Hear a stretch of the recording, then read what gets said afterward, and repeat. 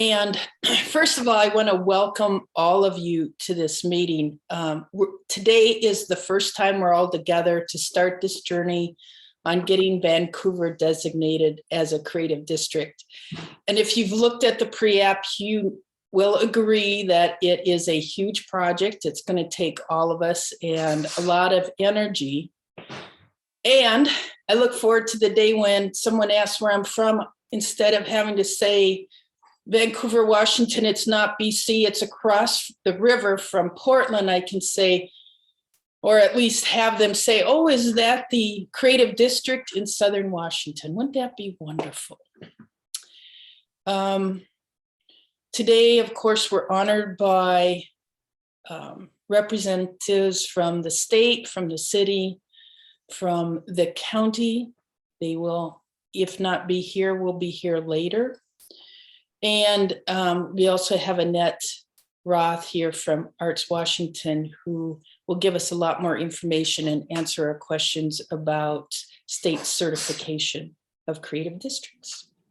But before I introduce her, I'd like each of you to at least say your name and what organization you're from, because we're limited on time. I will demonstrate. I'm Jane Wolf. I'm a member of the board of Columbia Arts Network.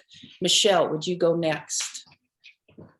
Yes, I'm Michelle Hanlon. I'm the Education Commissioner for Clark County Arts Commission. Steve, you're up. I'm Stephen Bear. I'm an attorney. I'm not an artist. I'm a member of the boards of CAN and North Bank. And I've helped set up a couple of corporations in the past and worked on things of that sort. Rick, you're next. I'm the president of Society of Washington Artists and vice president of Columbia Arts Network. Debbie, you're up. I'm Deborah Nagano. I'm chair of the Clark County Arts Commission. Thank you. Christine. Yes, my name is Christine Wishers, and I'm on the board of Columbia Arts Network, and I also represent the NOPG Oil Painters Group. Thank you. Arlene. You're on mute. Hate that. Sorry. I'm Arlene Holmstrom. I am president of Columbia Arts Network, and I'm on the board of Mosaic Arts and a member of SWA. You got them covered all. Linda. Hi, good afternoon. Today, I think I am the current chair of the Culture, Arts, and Heritage Commission with the City of Vancouver. I also serve on some boards in the arts world, theater, Columbia, Clark County Mural Society. I could name a few more, but then I work with all of you guys. So great to see you all. You are. Saw you this morning. Pam, you're up next. My name is Pam Ritchie Curtis, and I am on the board for Columbia Arts Network and Society of Washington Artists. Thank you, Pam. Colin. Can you hear me? Yes. Hi, I'm with Congresswoman Jamie Butler. Just listening in, hear what you guys have to offer. So I appreciate you inviting me. Thank you. And now, Annette. Annette is a community development manager of Washington Arts. She joined Artstra in October of 2017 as the creative district program manager. She develops and implements a statewide program which works to prepare communities for state certification. Annette, you said you had a video or a slide presentation, and then we'll open it up to questions. Thank you so much for agreeing to meet with us. You're welcome. Thank you so much for having me, Jane, and it's nice to meet everybody. Thank you for your time on a Friday afternoon. Yes, my name is Annette Roth. I'm the Community Development Manager for the Washington State Arts Commission. We administer the Creative Districts program, as Jane mentioned. I do have a PowerPoint that I'd like to share with all of you. So hopefully I have share screen privileges. Looks like I do, which is wonderful. So let's go ahead and we'll start our slideshow from the beginning.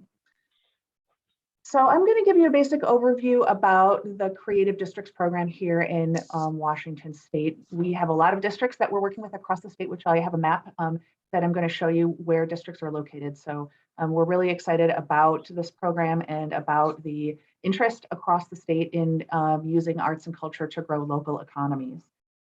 Before we begin, I just want to give you a little bit of the background of the philosophy of our program and sort of why we do this. In healthy communities, environmental, social, and economic concerns generally work together and are in balance with each other. You know, you need to have a healthy society, to have a healthy environment, and to have a healthy economy. And we at the Arts Commission believe that arts and culture sits at the nexus of all of those connection points. Arts and culture affects the economy, it affects society, and it affects the environment, and is also affected by all of those things. And so when we work with communities on creative district designation, we want them to think about their creative districts as holistic and really part of the larger economy and the larger community, rather than just something that's stuck only in the arts and culture sector. Our program was legislation was introduced in early 2017. There was broad bipartisan support for the program and was signed into law by Governor Inslee in May of that year. I was brought on board later in the year to begin the program, and we launched it in January of 2018. Almost immediately, the first week I started, before we even knew what the program looked like, I had folks calling me and saying, hey, I've heard about this great program you have and we want to be a part of it, which was really wonderful that people were excited about it. So we were able to have our first district certified in December of 2018, and we've had 11 other districts come on board since then. On this slide, you'll see the revised code of Washington and the Washington Administrative Code rules. Those are the legal rules that govern our program. I will forward this presentation to Jane to pass out to everybody afterward. And if you want to read more about that, you're more than welcome to. So let's start off by describing what is a creative district. We think of this program primarily as an economic development tool, and it's an opportunity and a way for communities to use arts and culture to grow their economy and to grow other economic opportunities. Creative districts themselves are right-sized geographic areas. Generally, they fit sort of within the footprint or the scope of the community that they're in. Our districts all across the state are varying sizes. Some of them are, you know, a square mile in size. Some of them are a few blocks. It depends on the size of the community very often, but also what the purpose of the district is and what it's doing to serve the local community. Creative districts are focal points for arts and culture. They're designed so that when folks come to town, or they come to your community and they go to your creative district, that's a hub, as it were, for arts and culture, and a place that people can start from to discover those kinds of things that exist within your community. We think of creative districts as an excellent tool to promote a community's unique assets, in that you can use it to attract tourists, to attract new business, new development, new residents, if that's what you're looking for, or also just to share with the world what it is that is unique and special about your particular community. There are 281 municipalities in Washington state, and each one of them is unique. And so our program is designed to help communities figure out what it is that's unique about their community from an arts and culture perspective, and be able to share that with the world.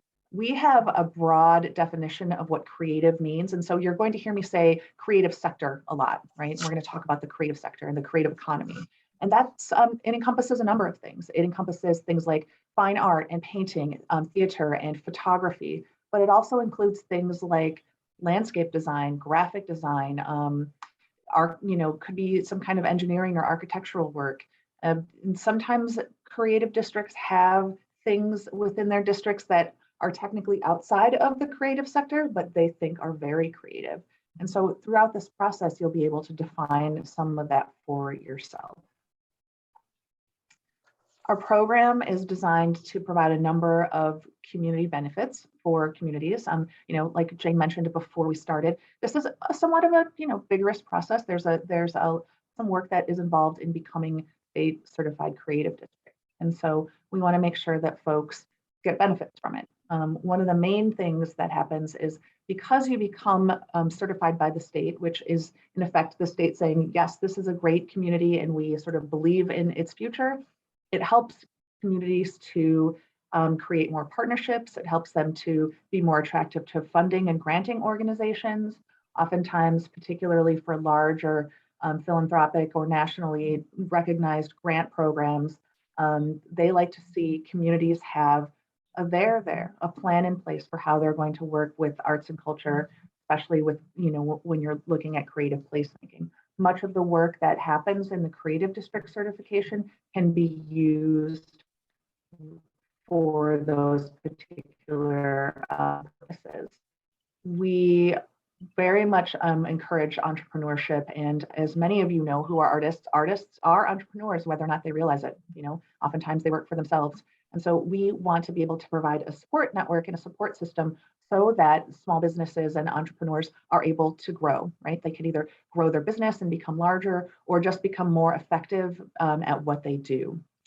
We look at the creative district as a way for communities to organize and promote their art sector activities.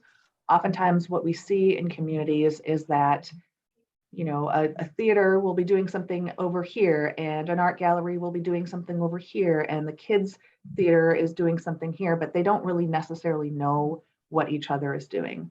And it's a missed opportunity. It's a missed opportunity for them to work with each other's strengths, for them to help promote each other, for them to collectively promote all of the activities that are happening within their community. And so by bringing community folks together to plan a creative district, it naturally creates that point so that communities are able to be a little bit more intentional about describing and sharing the work that's happening within the community. We also think of the creative district as a really unique way for communities to strengthen their future. As all of you know, Washington is growing and growing and growing, has been growing for ever, decades it seems, and it's changing too. And oftentimes that can be a little disconcerting for folks who've been in community. How do we navigate through these changes? How do we navigate through this growth?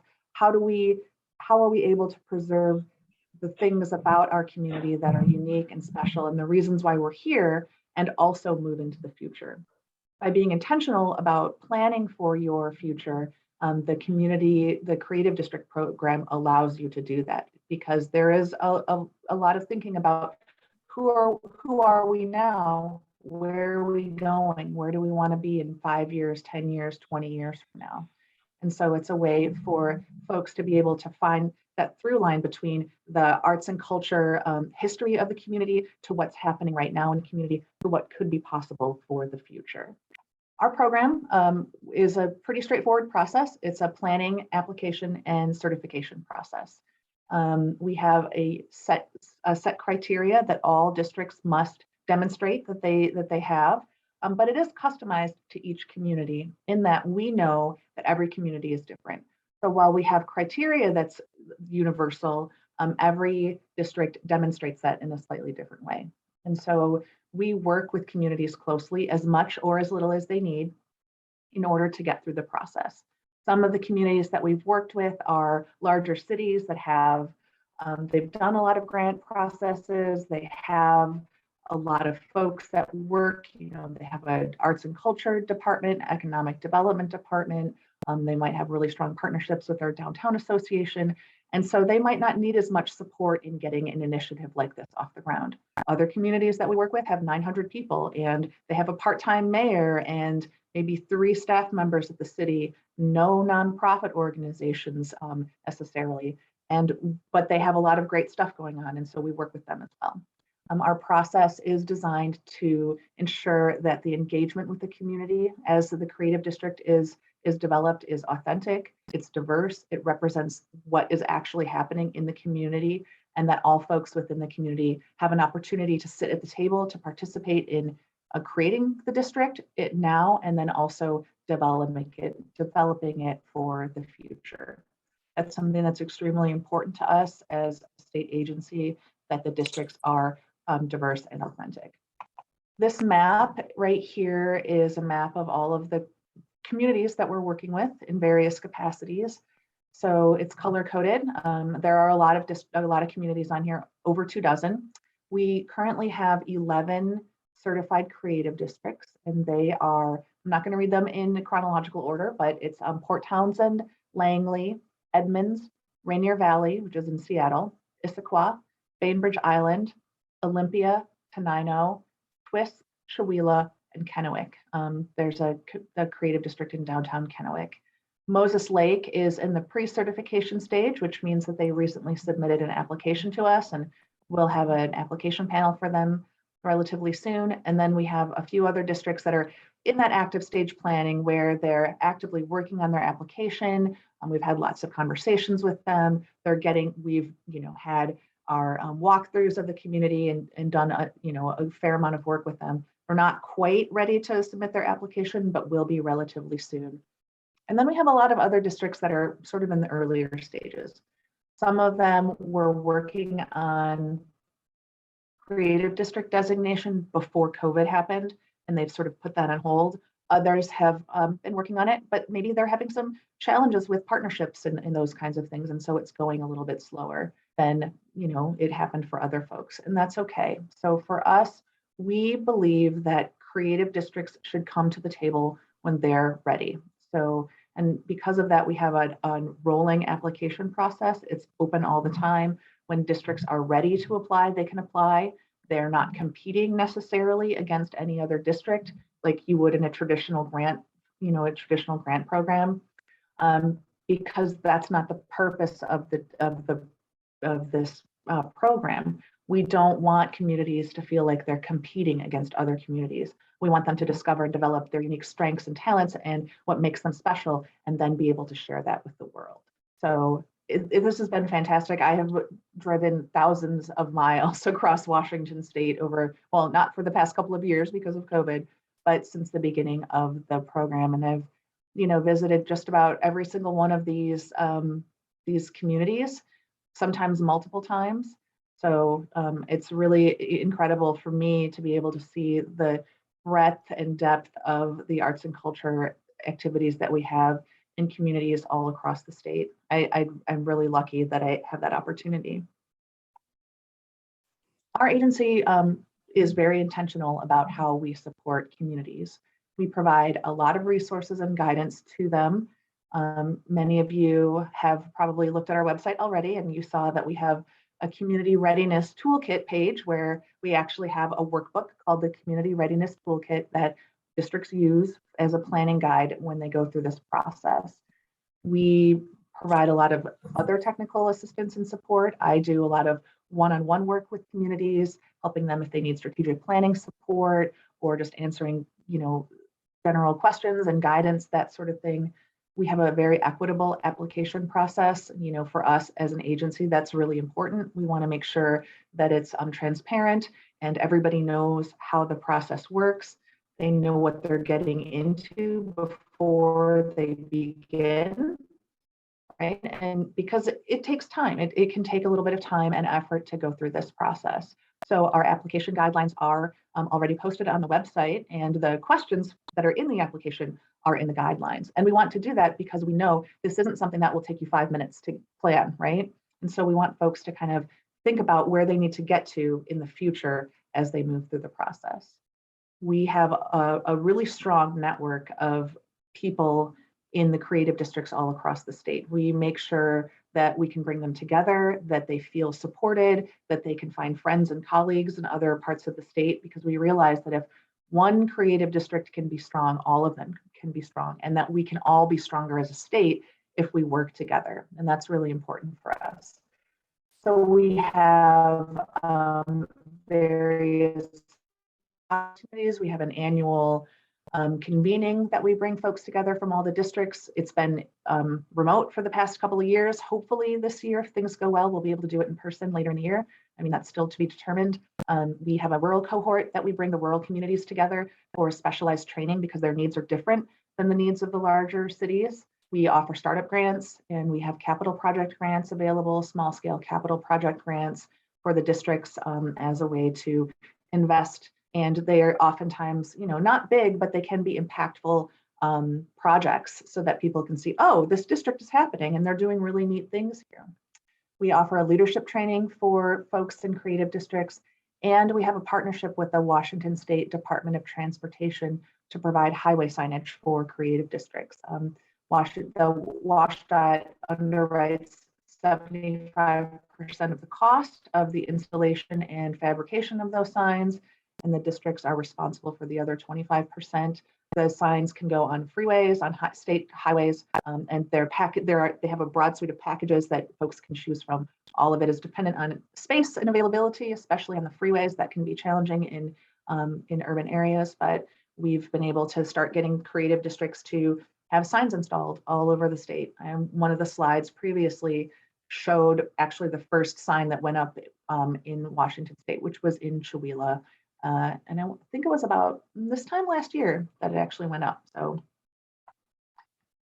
let's talk a little bit about what makes a successful district. So obviously, because this is a creative district, communities need to have a strongly defined arts and culture identity.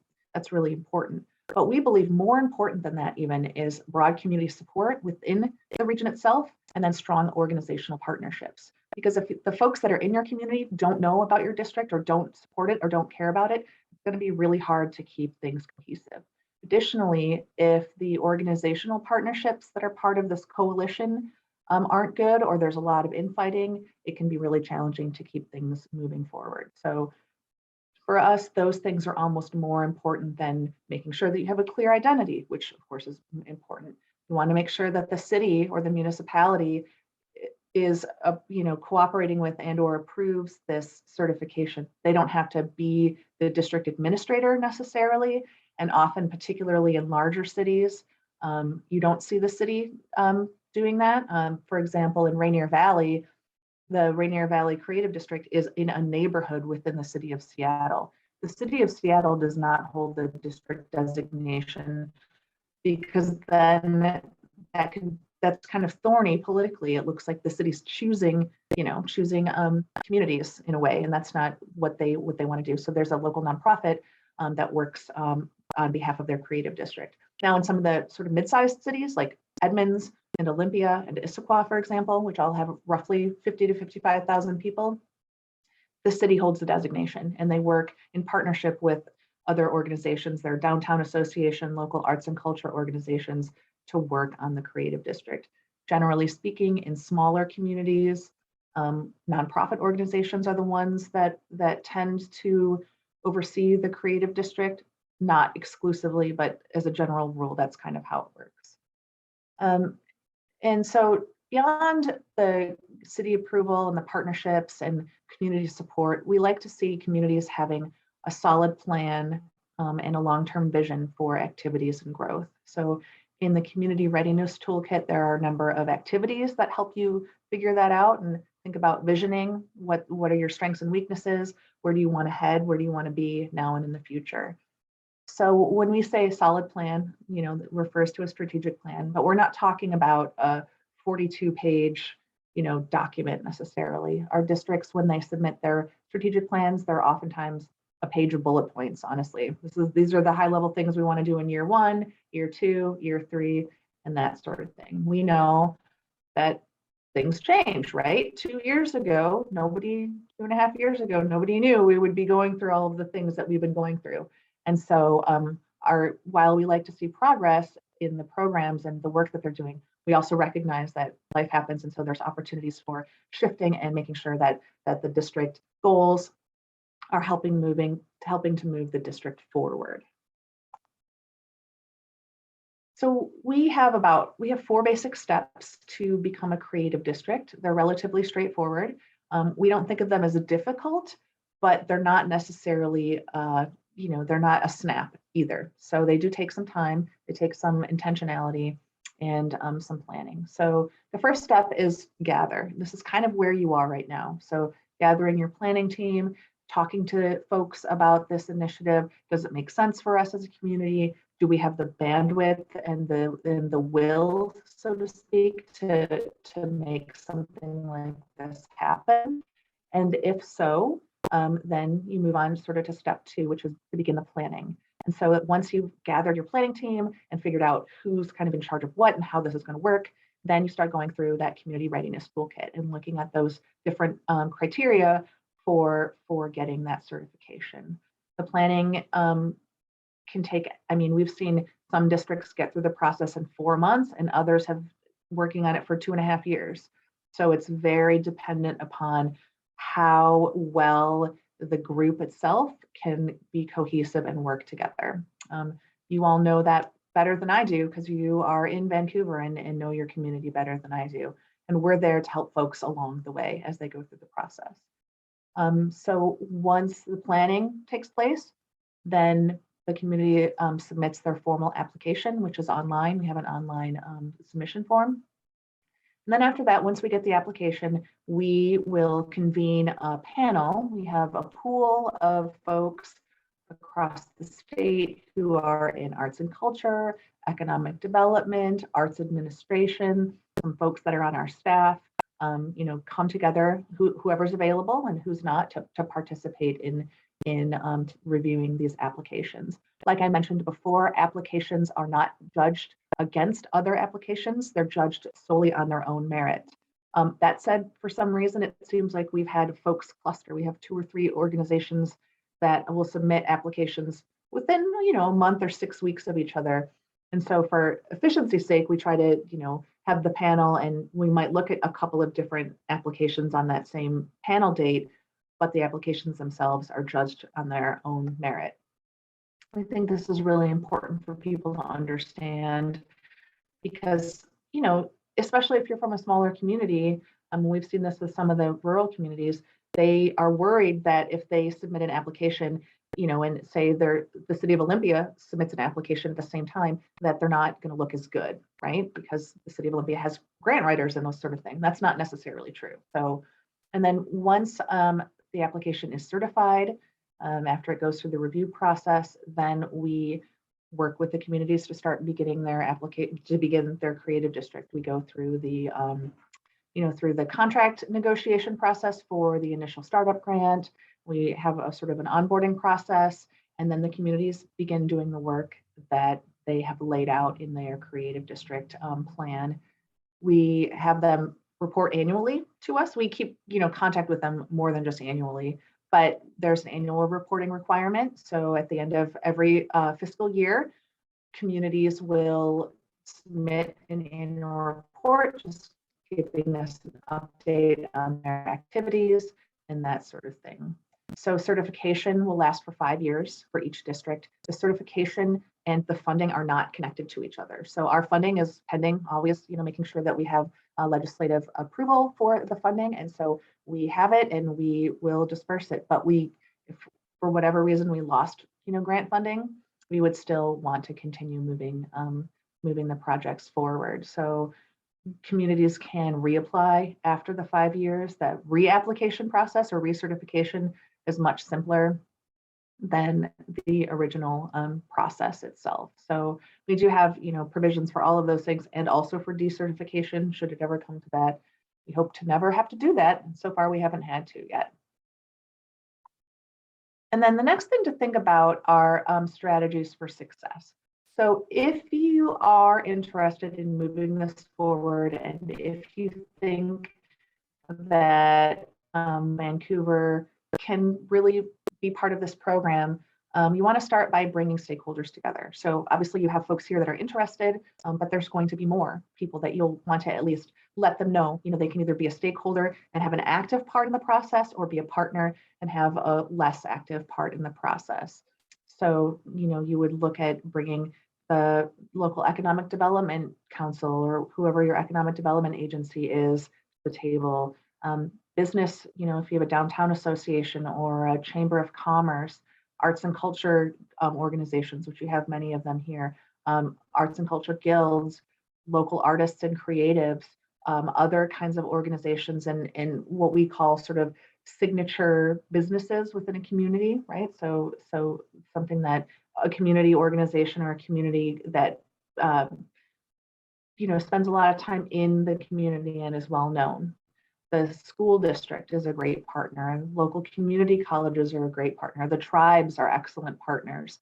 Library system is an excellent partner, right? And there could be others beyond that. So for example, in Chewelah, some of their major partners include the local ski hill. They have a casino that is run by the Spokane tribe, or is it the Colville tribe, right outside of town. There's a local golf course, and they also have a small airport outside of town. And all of those are partners in the district, even though, they're 3 or 4 or 5 miles from the ski hills, like 15 miles from the center of the district, but it's a huge part of the community. And so when you're looking at who are those partners and stakeholders, don't just think of it in that small geographic area that you're thinking about your creative district being in. It encompasses larger than that, because even though the districts have to be a defined geographic area, they have spillover into other parts of the community, and making sure that you're able to connect with those people is really important, right? And so once you can bring those stakeholders and partners together, you'll want to start by defining your community values, figuring out what those are. There's a process in the toolkit that can help you do that. It's really important that it's an iterative process. So you all, if you started working in this, will have community values, but you bring some of those other external partners in. They might have additions to that. If you start doing outreach to the community and folks, students or college students or just regular people who live in town, they might be able to add to that as well. And so the idea is to get a really strong understanding of what those values are. And we like to start with the values of the community, because whenever you get stuck in the process or you're trying to figure out how do we move forward, you can always refer back to that, right? Because those values are common ideas that everybody in this process has agreed to and all feels like they represent the community. And so those can act as like a guidepost for helping you to make decisions moving forward. We also encourage communities to figure out what their assets are, right? And what are they missing? So what are the great things, what are the strengths that we have, and what would we like to see, right? And so that's how you'll be able to figure out what your goals are going to be as you move forward, both through the planning process, but then also after you apply and are able to get certification. What do you need to do in order to make your community and the arts and culture scene in your community thrive? So that's our program in a nutshell. I am happy to take questions. I know that you probably have a lot of them. I see that there's some comments in the chat as well. So Jane, I don't know if you want to sort of open it up. I'm going to stop sharing my screen, and then I'll also get a PDF copy of this presentation to Jane so that she's able to share it with all of you. If everybody would unmute themselves, and if you have questions, I'm looking at the Creative District Program pre-application checklist. And the very first thing, and probably the one thing I've gotten the most questions on, is a designated contiguous geographic area recognized by local municipal entity. And we already have what we call the first Friday walkabout that has a map, and that was designated by the city. But we also have the waterfront coming up that wasn't there. We have things going on at Esther Short Park during the summer. And so we're wondering, in a city as big as Vancouver, how we decide what is the criteria. Do you have blocks? Do you have miles? Do you have something that is a guideline for us? That's Jane, a really great question. Can I interject before you answer, Annette? Sorry about that. So the First Friday Art Walk map is designated by our Main Street Downtown Association, not by the city. Okay. Yeah, and so it is limited. But we have a designated arts district approved by the state of Washington from several years ago. No, is it expired? No, It was from the city? Yeah. So do we have that geographic area? Because I know it includes the Historic Trust, the National Park. It goes over past the park. It really encompasses a huge downtown area. I'm not familiar with what your arts district looks like. Okay. It is not a part of our program. I know that several years ago, when the notion about creative districts or arts districts started coming up at the statewide level, there were a number of municipalities that sort of designated their own. So The city of Okay. Seattle has a number of arts and culture districts. Bremerton has one. You all have one. Those aren't tied to ours at all. I can tell you that, at least in Bremerton anyway, and actually Rainier Valley. So the Rainier Valley had the Columbia Hillman was like a sort of arts and culture district, and that is part of their creative district for the state.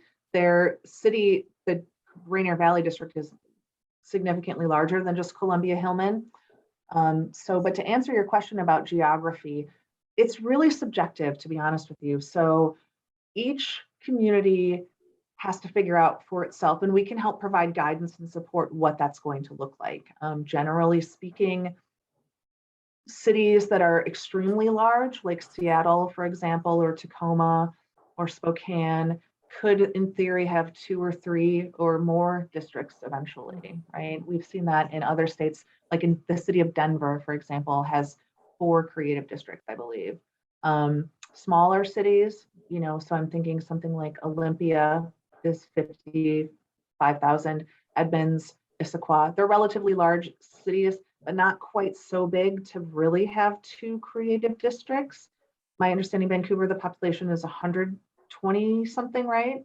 So it's it could go either way, but I would say what might be good, depending on how large this is or where these locations are. I mean, if you have like one strong hub here and then another strong hub 5 miles away, that's going to be really difficult to try to connect those together, because there's going to be a lot of things in the middle that aren't necessarily arts and culture. And even if you were able to make those connections, how are you going to equitably apply resources to such a large geographic area? And so in a situation like that, we would recommend looking at it more from the perspective of potentially having multiple districts over time, right? And so it would probably be a good strategy to think about starting with one that makes more sense, and you sort of will have to determine that individually. And that's part of this whole creation process is our communities really able to kind of come up with these plans and work together in a way that makes sense. Sometimes it falls apart and sometimes it doesn't. And so, but I mean, let's see, like the Rainier Valley district is 3 miles long, all along Rainier Avenue in Seattle, if any of you are familiar with that area, but it's like 2 blocks wide. So it's basically covers Rainier Ave and then another block on either side of it. So it's really long and skinny. There's precedent for that in other very large cities as well. Kennewick, for example, South Columbia Creative District is in downtown Kennewick, and it's roughly 3/4 of a mile wide and like 3/4 of a mile tall. So it's not square necessarily, but that's roughly the geographic area of it. Then let's look at something like Port Townsend has a creative district, and it encompasses the downtown and then the uptown area of Port Townsend, and also part of the Fort Worden State Park, where they have Centrum and sort of all of those pieces there, and it's connected by a really small sort of bridge, like just basically along the road to get from downtown to that area.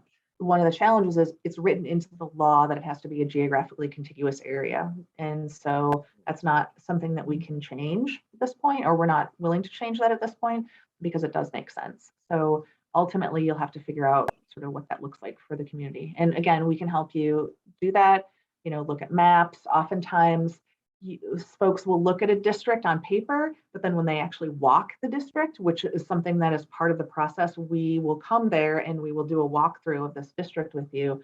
Then you start to refine the area and recognize, oh yeah, maybe this doesn't really make sense. Or, oh, we forgot that there was this huge railroad crossing that nobody can ever get across, or that, there's a big geophysical barrier in place or something like that. Now, those things aren't always insurmountable, say having like a railroad crossing or whatever, but those are things to be to take into consideration when you plan. Can I follow up on what you said? Yeah. Okay, first, just as a place saver, I think at least 2 of the people in the car, the city of Vancouver and Clark County are not coextensive. The city is in the county, but there are other communities. And I think at least 2 of the people on the call are probably east of the city in Camas. So they probably have separate concerns they're going to want to raise. I just want to mention that as a place saver.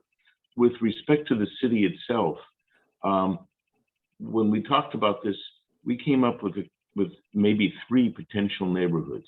There's the old downtown and the waterfront, which are adjacent to each other and which are both walkable to each other. And they would include Esther Shore Park, which was the first urban park in the West. Then there's an uptown area. There's maybe 8 or 10 square blocks of businesses and art facilities. And then there's a 4th plane corridor that has a new Spanish community or Latin community.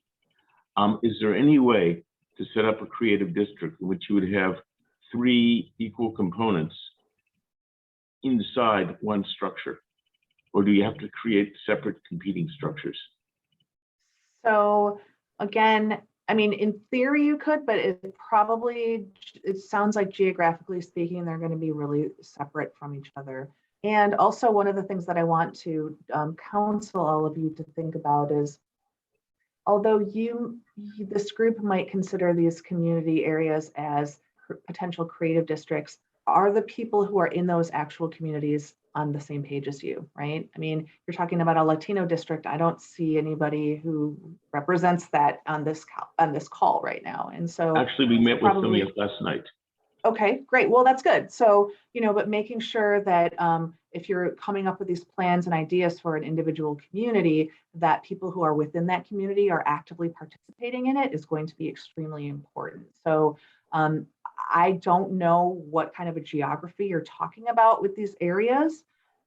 It sounds to me like it's going to be, I mean, if you're looking at 3 separate nodules, first of all, if they're not geographically connected to each other, it's not feasible from a legal perspective, right?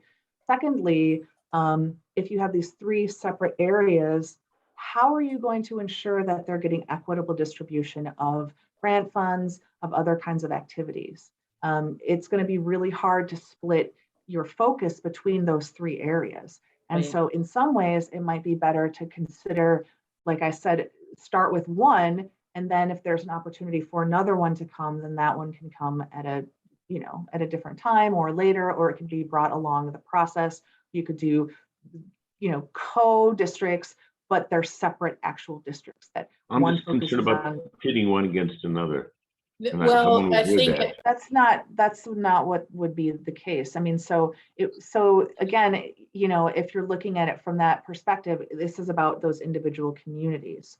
And so the folks that are within that, the downtown area would be focusing more on that. The folks that are within, the uptown area, I think is what you called, would sort of be that. And so those would be those hubs. You could have a larger organization like CAN, for example, participating in both of those, but it wouldn't necessarily make sense for it to be the administrator for both, because that's going to be really challenging. And so that's just one of the things that you'll have to take into consideration.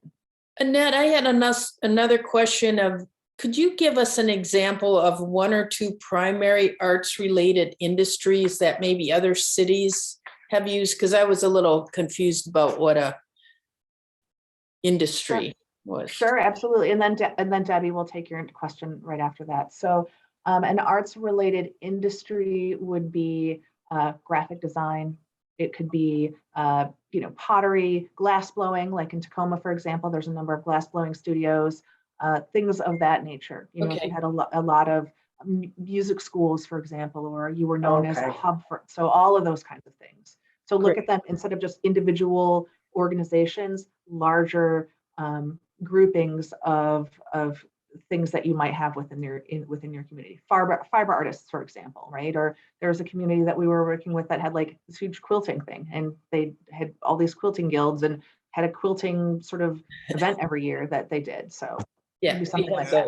I have a question. Well, I'm sorry, Rick, I want to just give Debbie an opportunity because she did raise her hand a moment ago.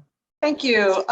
When you talked about the grants, you said that they're not competing against each other, that you look at each one individually. Geographically, let's say Clark County, various municipalities said, gee, Vancouver would want one, but maybe Ridgefield wants to have a creative district, and maybe Camas does, or Washougal. Do you take into account the geographic proximity of each of these districts when you make that determination? No, not really. I mean, so Thurston County has two creative districts, Olympia and Tenino, and they're 20 miles from each other, 15 miles from Okay. each other.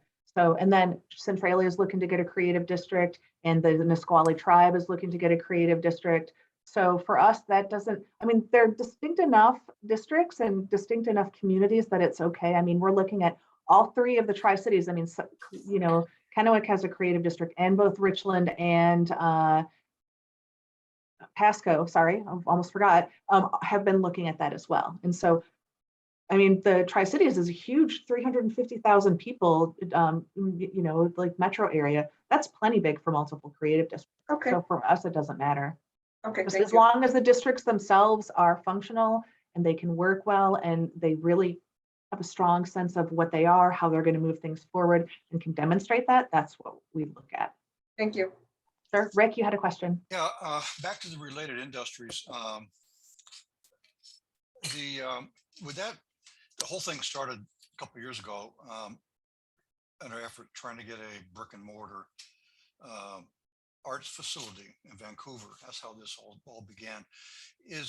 Would a arts facility, visual and performing arts facility, count as an industrial kind of thing?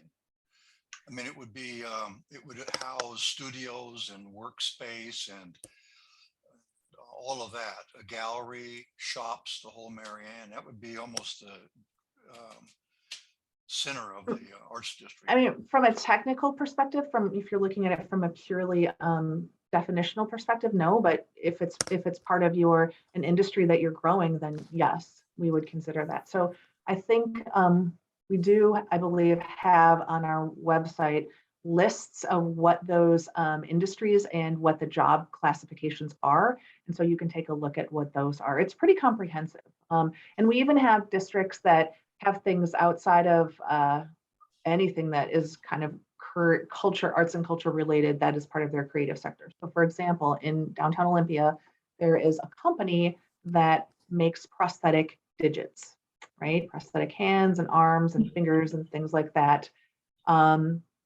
It's a high tech. It's also medical related, but it's one of the only organizations in the entire country apparently that does this.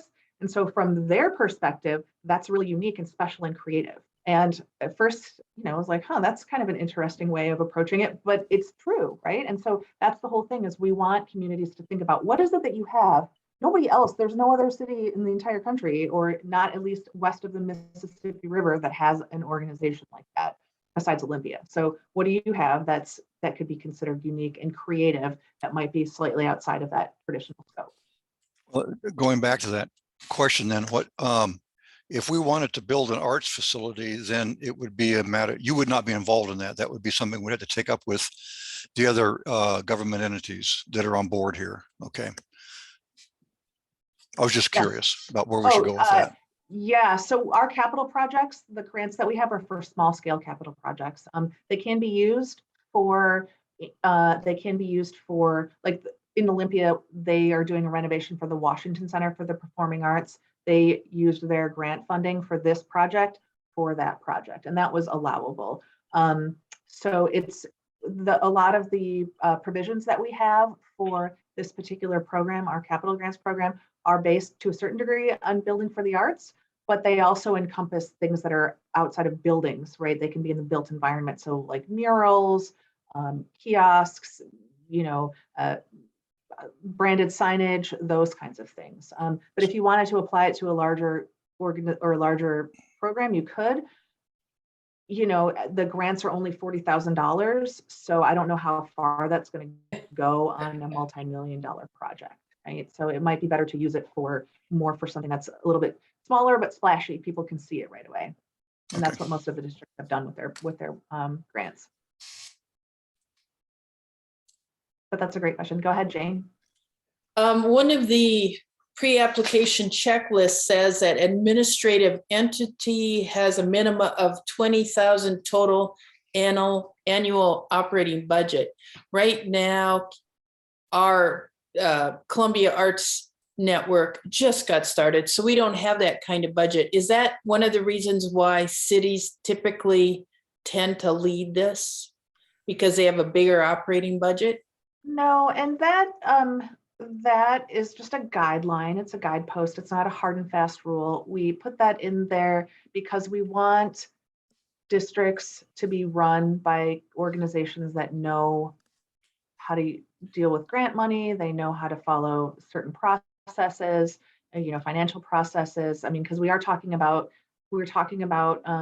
investment by taxpayers, basically. These are, state funds that are going into these communities. So we weren't looking for a district that's like, oh, I have a 501c3 that I made 5 years ago and I've never done anything with it. And then that becomes the creative district administrator. That was not the intention. So I got it. as long as your organization can demonstrate, fiduciary responsibility, that's really important to us. And we realize there are some communities that don't have nonprofit organizations at all, or they don't have nonprofit organizations that have that large of a budget, but they've done a lot of work. And so we've been able to make some adjustments as needed. Okay, great. Linda, you have a question? Yeah, kind of, and this maybe is towards Jane also, because you invited me to the call, but I don't know a lot of the background conversations. Is Columbia Arts Network wanting to move forward with this? Is this something that maybe the commission? So would the commission under the city be an organization that could do it? Yeah. And so I don't know what your guys' thoughts were on that, or did you really want to run with it yourself? And these are private conversations we can have also, but. I think the project is so big and we require so much that unless we're all willing to work together, it's not going to happen. Because I don't totally. Yeah. We can do it ourselves. And the only reason it even got started is I looked at the website and went, wow, this could be really cool for Vancouver, because we do have a lot of assets if we start thinking about it. Annette mentioned a quilt guild. Well, shoot, we have a big quilt guild. We have one of the biggest annual shows in the state. I mean, we have open studio tours. And we have a junior college that has classes, and we have another school up here that has, we have lots. We just have to kind of get our brains together and start working towards it. Yeah, we also have in those 3 districts that came up before, we also have 3 Main Street programs, which seem to align beautifully with this program. Camas has their own Main Street program, Richfield has their own, and we have our own. And so that partnership, I think, is vital also to making this happen. Yeah, and we actually do have a couple of our creative districts that are run by their Main Street organizations locally. So it's a really natural fit. And that's fine. For us, the provision is a municipal or tribal entity, government entity, and or a 501c3, C6. It can't be any other nonprofit, like not a 401, whatever. It has to be either 501c3 or C6 for the purposes of the grant program. And there can be operating agreements. So we've seen, for example, in Tenino, there aren't any, or at the time that they got their certification, they didn't have any local nonprofit organizations within the community, like formal, technical nonprofits. So the city holds the designation, but the city is small because Tenino only has 1,800 people. So the city holds the district designation, but they actually have a contractual relationship with the Thurston Economic Development Council, which is the economic development agency for Thurston County, to do the creative district work for the city of Tenino. So in Thurston EDC is a 501c, so they were able to do that. And we have various configurations. Oftentimes, the reason why in communities where the cities do it is just because it sort of makes sense, or the city has a lot of infrastructure, like in Olympia or Edmonds, for example. Olympia has a ton of infrastructure, right? They're a big city. They have a lot of, a well-funded organization, an arts commission. They have an economic development agency. They have partnerships with their downtown association. And, they're actually working, the downtown association is doing the bulk of the work for them now, because after COVID happened, they realized that they didn't have the bandwidth internally to manage the district. So they're contractually working with their Olympia Downtown Association, which is also the Main Street program, I believe, for Olympia. So, the configuration for us is it matters, but also it's more like what type of organization makes sense for the community. And you all know your community better than I ever will, because I don't live in Vancouver or in, Clark County. I'm in Thurston County. So we want things to work for you guys as much as possible. And then Earlene, you had a question. I just chatted it out. Okay. CAN was created with the idea of collaborating with the visual arts groups, and collaboration is the base of our whole reason for being. And we invited people from all of these areas to this meeting simply because we felt this had to be a collaboration among all of the stakeholders in the community. And that is our intent, and has always been our intent. So it'll take all of us to do this. Okay, yeah, I mean, and that's good, that's true. And sometimes it is helpful for there to be that almost neutral third party, right? So you sound like you're an organization that encompasses a larger than just that, like the whole county or the Vancouver metro area. We're made up of other arts organizations.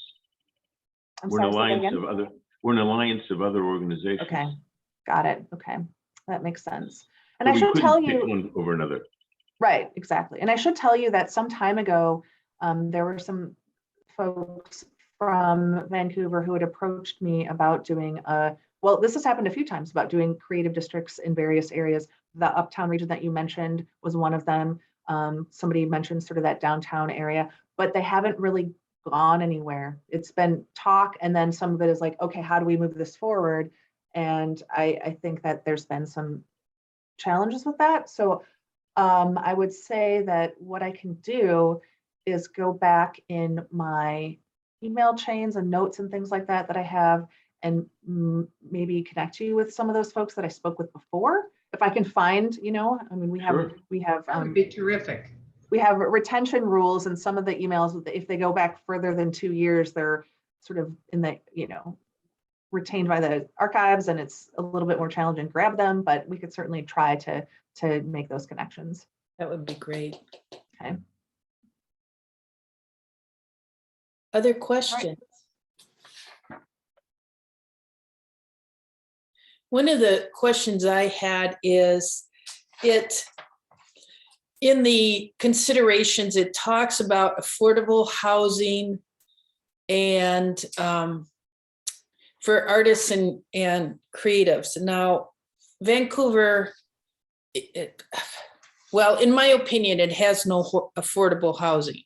There's a housing shortage here, and I'm not sure how much you count that the creative district has to have affordable housing, because it could knock us off right from the beginning. To be honest with you, Jane, there's no affordable housing anywhere in Washington state. I mean, it's a problem everywhere.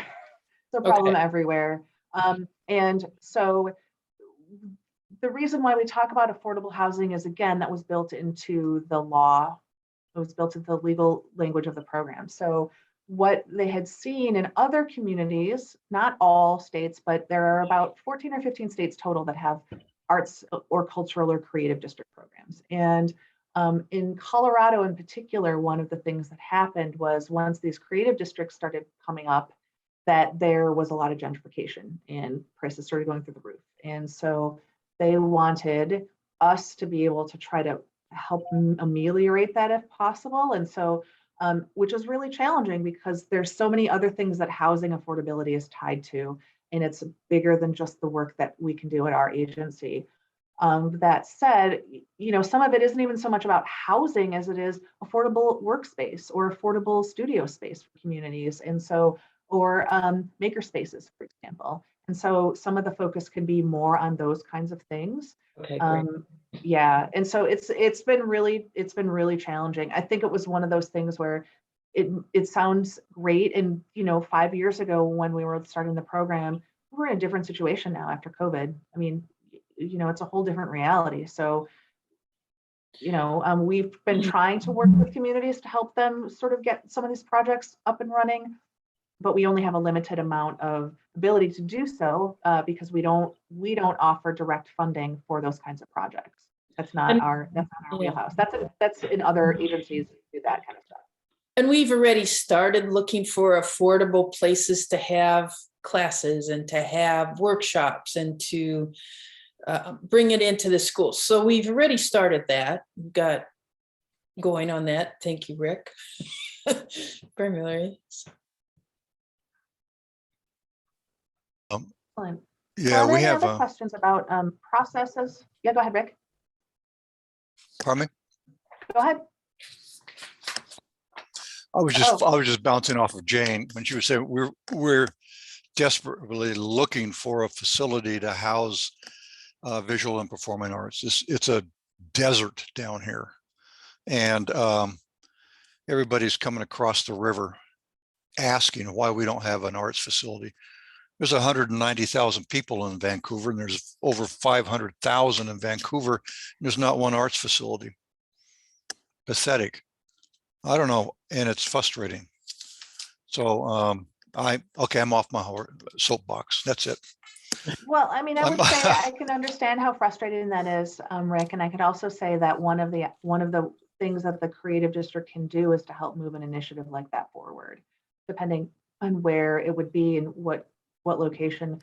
We've seen the districts be able to do that over time because these are community organizations, community development plans and processes. And so because of those partnerships that you're building with all of those other organizations, over time, it becomes easier to do those things. And especially once a creative district starts getting underway and they start having little wins, that's part of the reason why we have these capital projects.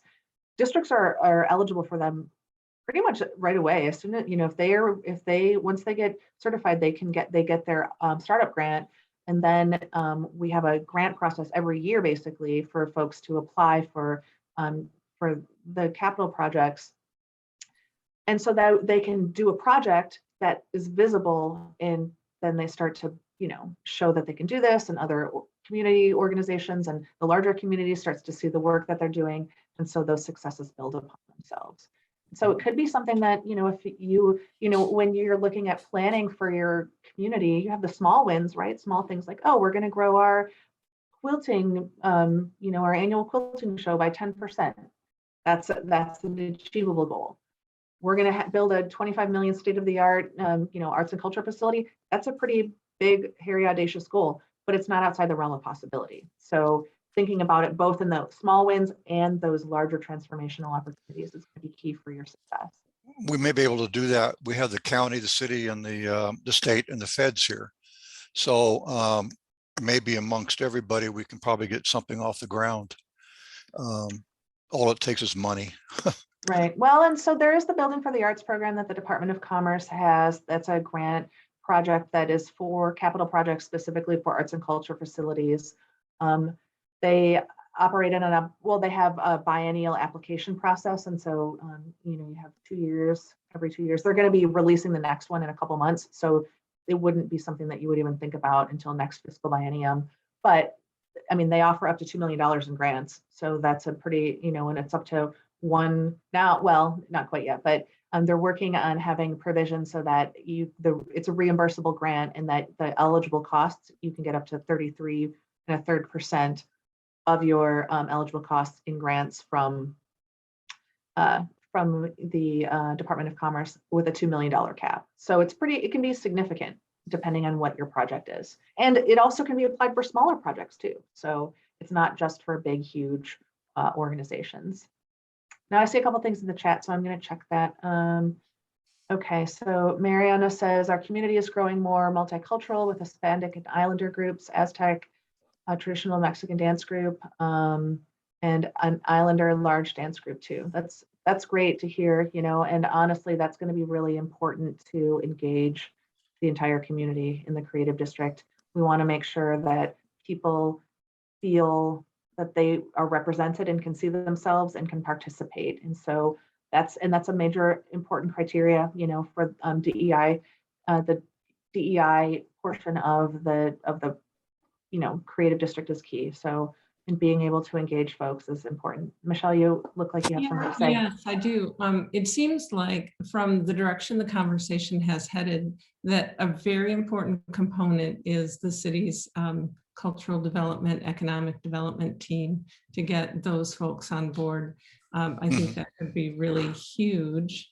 And I think that, yes, taking all of the assets that we have, these multicultural organizations, the success of the festivals, all of this can be put into a package, I think, to talk to the economic development team and kind of sell what we already have and what we've done to maybe get support for moving forward.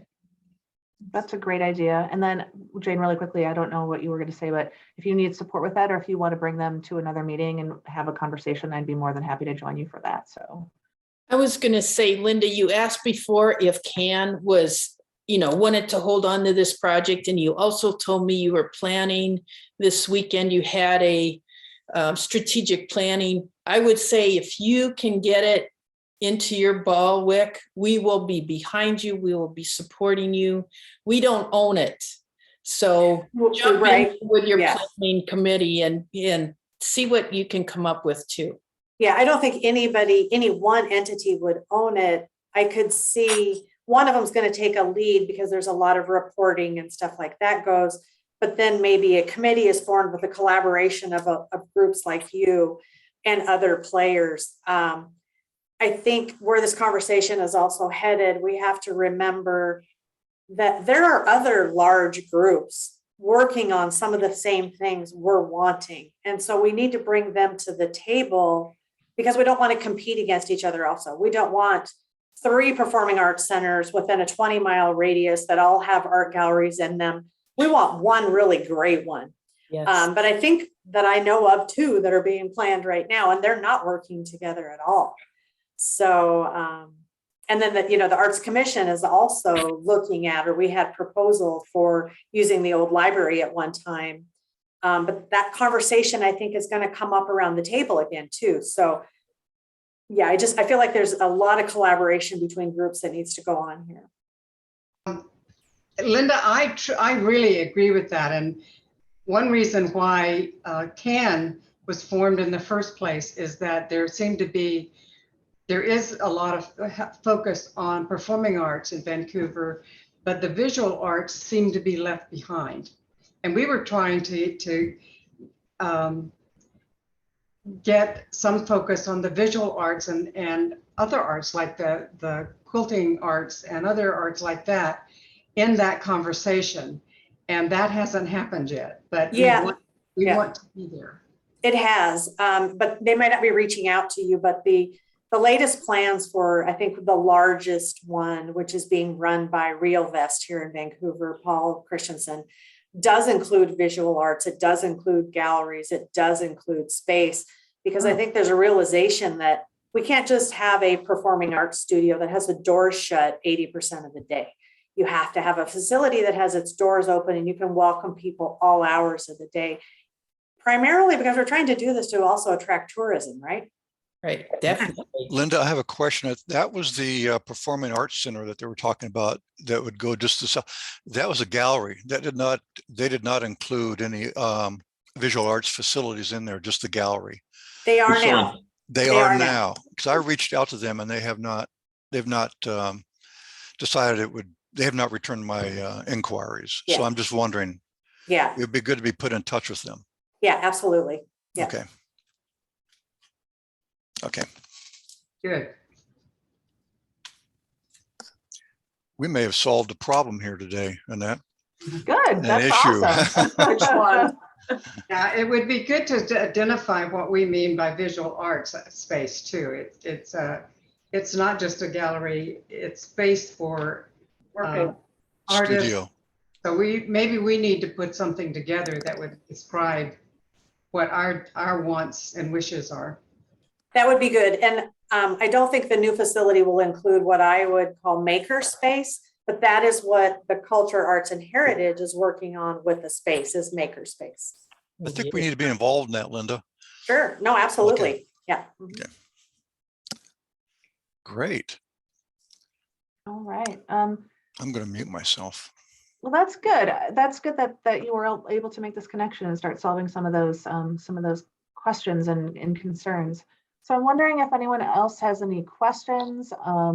If you want, we could sort of talk about next steps, and I can give you some pointers for what you might want to do if you want to move this initiative ahead. But I just want to make sure that we have space for anyone to ask any other questions.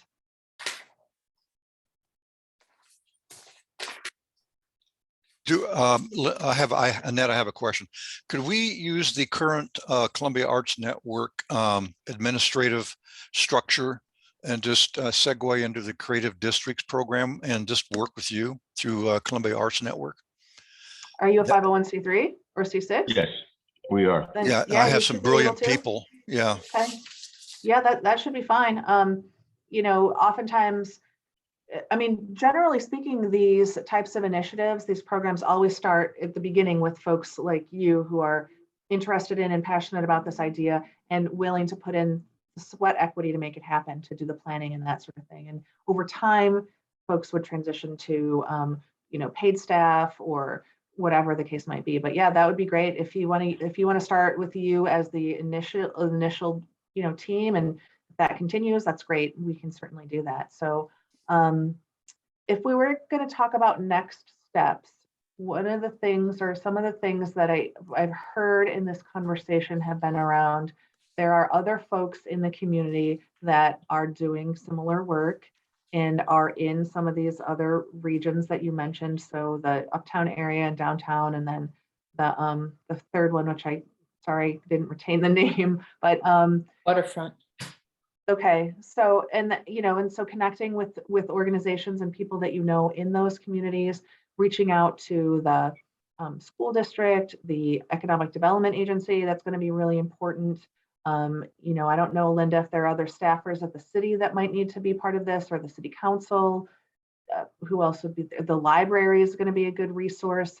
Student and kids organizations could also be a really good resource. Maybe other social services types of organizations. Think about as you start to think about this, what are the pain points and what are the things in Vancouver that you would like to be able to move the needle on, right? How would you like to be able to move this forward? What's important? Getting connected with your visitor and convention bureau is going to be probably important as well. Even if they're outside of the area that you're talking about, they focus on tourism and that sort of thing. So you want to have them at the table for sure. And we usually look at this as an iterative process, in that as each community used to have these conversations, you reach out to more people.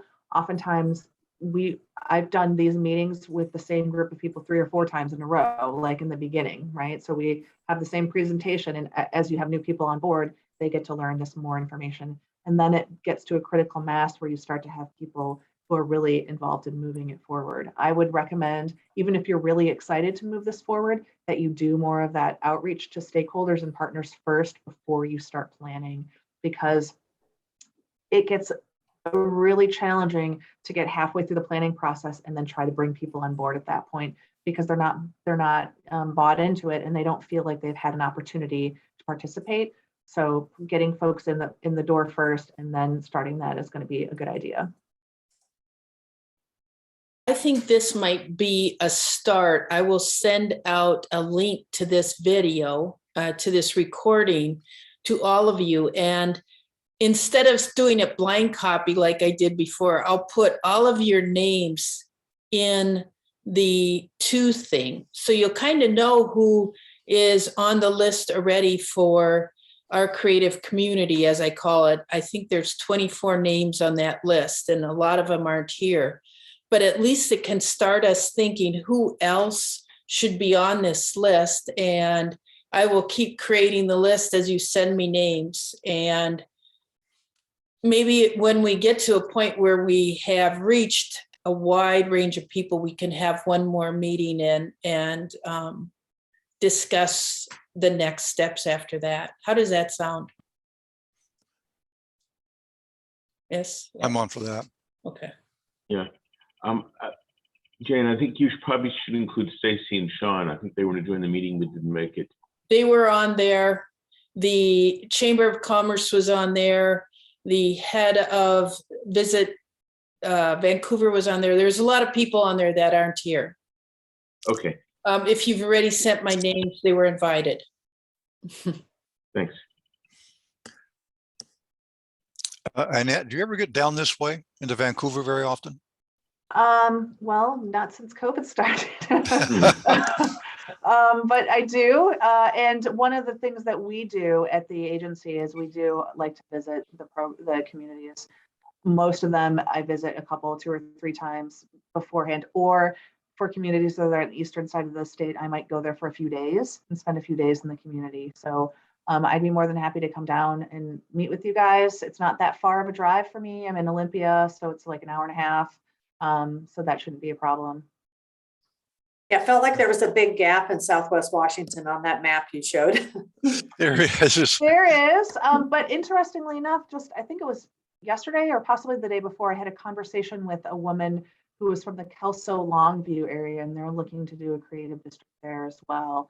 And so there's opportunities. We've started working with some of the smaller communities along the coast too, sort of like in North Bend and in that region as well. So one of the things that is really exciting is as we see these clusters of districts forming in different areas, there's opportunities for cross-pollination and cross-promotion. That's one of the things, particularly like we have what we call the maritime districts, and that are all, you can connect to them by ferries. They're talking about how can we partner with each other, and the ones that are sort of in that Olympia, Tenino, Centralia, Aberdeen kind of area, because that's a really easy, quick drive. That's a great, thing. So how can we use those clusters to promote our particular part of the state?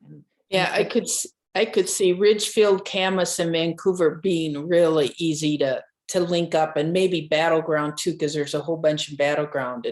Well, that's where your tourism department comes into play, because they should want that clusters to encourage people to come to our area. Yes. Right. Christine's asking, am I familiar with the Vancouver BC Arts District? I'm not particularly familiar with it. I'm more familiar with the ones that are within the United States, and not all of them either, because there's dozens and dozens of them. But we spend a lot of time focusing, and I had the benefit of a lot of great thinking and advice from my colleagues in states across the country when I came on board, and just picking their brains and getting some work. And I've been able to pay that forward too. So I've helped the folks in Nebraska and Wyoming figure out what an arts and culture program is going to look like, or cultural districts program will look like for them too. So we all want to support each other, right? We're not competing with each other. We're all trying to raise the bar for arts and culture across our state and across the country.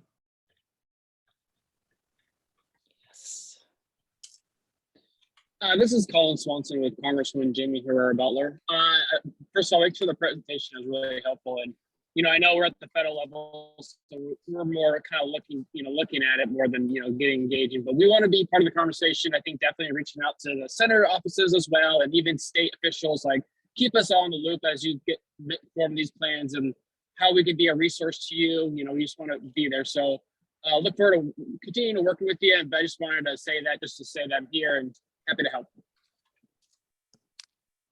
Thank you for that, Colin. Thank you. Everybody appreciates that for sure, and we definitely appreciate your support. And I still have an email that I owe you, and I haven't forgotten about it, so I will be sending that to you soon. No worries at all. Any last comments? Thank you all for participating. I look forward to collaboration and creating our first art district together. Thank you so much, Annette. I'm sure we'll be contacting you. You're welcome. That's what I'm here for. I'm happy to work with all of you. I'm excited. I'm really excited. You have no idea how many times people keep asking me, what's happening? Why doesn't Vancouver have a creative district yet? And so this is really? Well, I can't imagine. I've never heard that. I've never heard that. Me that question, and some other folks have asked that question too. So we want to be able to move that forward. And Vancouver's a great town, and it would be great for folks to be able to have a place like that in the community. So yeah, it would, and we can be the start of a whole area that's got creative districts. Absolutely. Last call. Okay, thank you all for joining me. You'll be getting the link to this meeting and send it out to people you know and let me know who you send it to. I'll put them on the list for future announcements. Thank you, Jane. Thank you, Jane. Thank you, Annette. Thank you, Michelle. Thank you. Thank you, Debbie. Thank you, Thank you, Annette. Thank you, everyone. Linda. Thanks, Colin. Thanks. Thanks, Bye. Colin. Thank Goodbye. you.